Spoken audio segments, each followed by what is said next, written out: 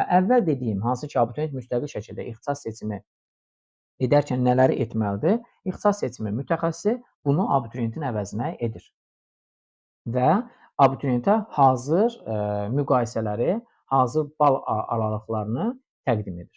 Əmək bazarına uyğun və gələcək perspektivli ixtisasların seçimi. Deməli, ixtisas seçimi mütəxəssisi əmək bazarını daim izlədiyinə görə, əmək bazarında ən uyğun ixtisasları abituriyentə təqdim edir. Həmçinin burada önəmli olan nədir? Əmək bazarında tələbatlı bir ixtisas olar, amma həmin ixtisas abituriyentə uyğun olmaz. Burada önəmli olan odur ki, abituriyentə uyğun əmək bazarında ən uğurlu ixtisas, yəni o ixtisas ki, o həm də abituriyentə uyğundur. İxtisas seçimi mütəxəssisi bunları araşdırır və abituriyentə təqdim edir.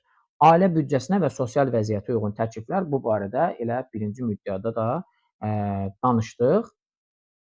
Təhsil dili, region və universitet fərqləri.